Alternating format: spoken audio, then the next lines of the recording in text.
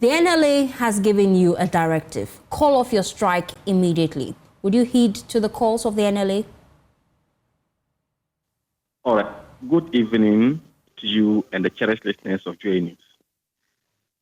Of course, let me state on record that the strike was not declared by Francis Banfudeme Nyuzaru, but the strike was declared by the working force who are members of the Public Services Workers Union of the TUC Ghana.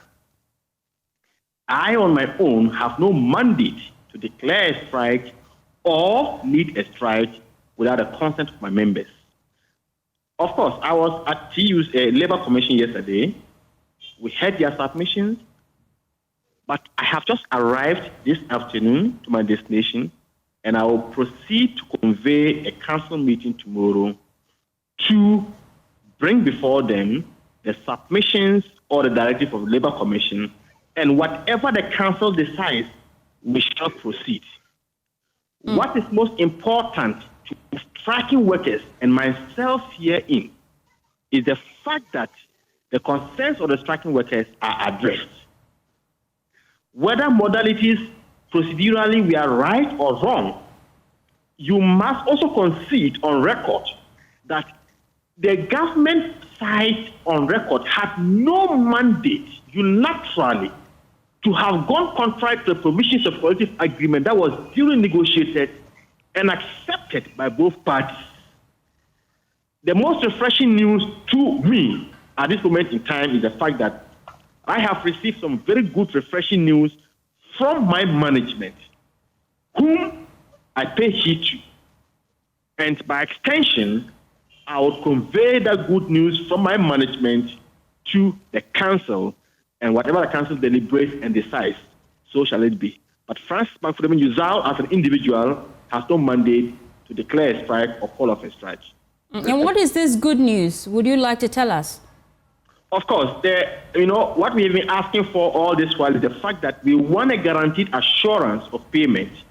Now, the good news for management is that they have been able to conceal some levels of engagement and agreement with the Minister of Finance to the effect that they will take certain steps and ensure that the payment of our allowances are effected within a certain period of time. That I cannot put before the media right now. But that is so refreshing to us.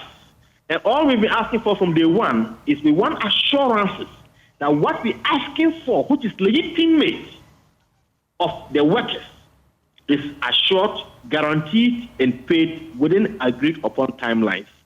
So once many have assured us that they have been able to conceal certain levels of agreement with the Minister of Finance, we are looking forward to the enforcement of those agreements in the ensuing days.